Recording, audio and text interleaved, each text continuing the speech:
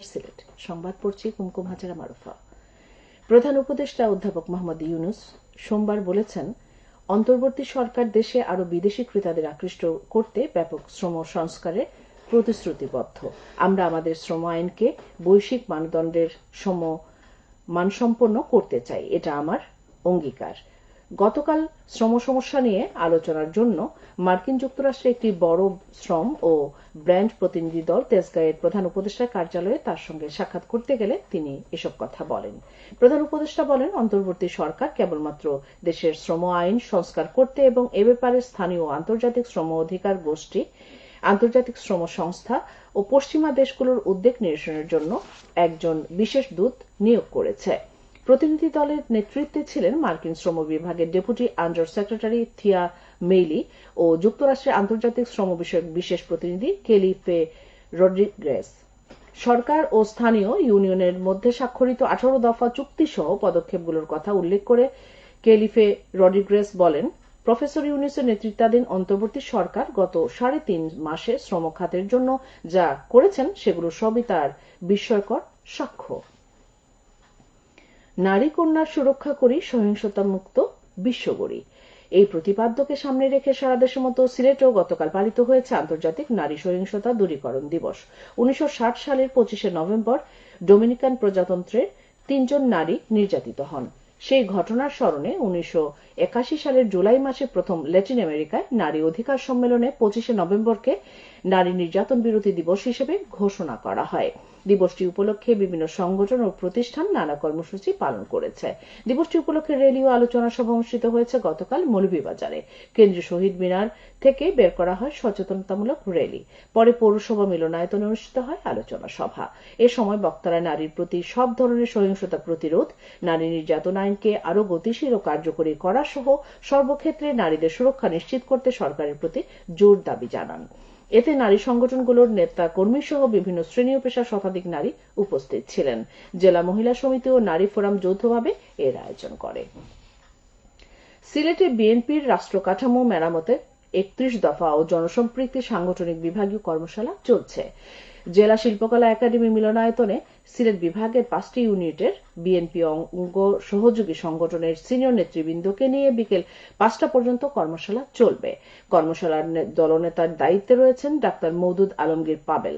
বিকেল 3টায় বিএনপির ভারপ্রাপ্ত চেয়ারম্যান তারেক রহমান বক্তব্য রাখবেন। কর্মশালায় সিলেট জেলা ও মহানগর, সুনামগঞ্জ জেলা, মৌলভীবাজার জেলা, হবিগঞ্জ জেলা বিএনপি এবং অঙ্গ সহযোগী সংগঠনের সভাপতি, সিনিয়র সহ সভাপতি, সাধারণ সম্পাদক, সিনিয়র যুগ্ম সাধারণ সম্পাদক, সাংগঠনিক সম্পাদকবৃন্দ অংশগ্রহণ করছেন।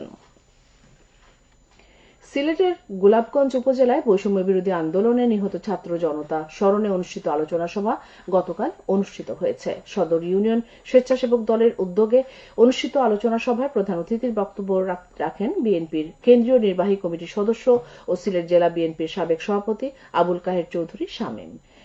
গোলাপগঞ্জ সদর ইউনিয়ন স্বেচ্ছাসেবক দলের আহ্বায়ক জাবেদ আহমেদের সভাপতিত্বে অনুষ্ঠিত আলোচনায় বক্তারা বলেন, আইন ও মানবাধিকার কে বৃদ্ধাঙ্গুলি দেখিয়ে আইন শৃঙ্খলা রক্ষাকারী বাহিনীকে দলীয় লাঠিয়াল বাহিনীর ন্যায় ব্যবহার করেছে স্বৈরাচার হাসিনা সরকার।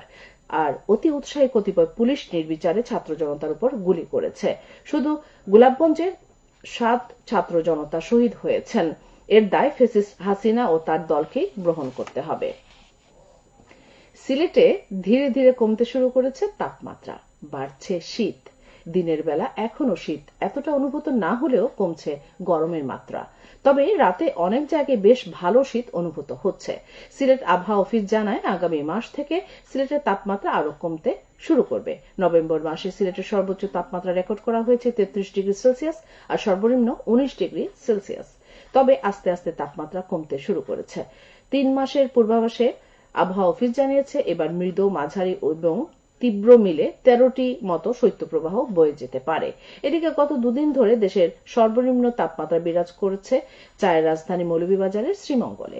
সিলেট আবহাওয়া অফিসের সহকারী আবহাওয়াবিদ শাহ মোহাম্মদ সজীব হোসেন জানান, শীতের মৌসুমে জানুয়ারি, ডিসেম্বর ও ফেব্রুয়ারি হলেও সিলেট কিন্তু শীত পড়তে শুরু করেছে।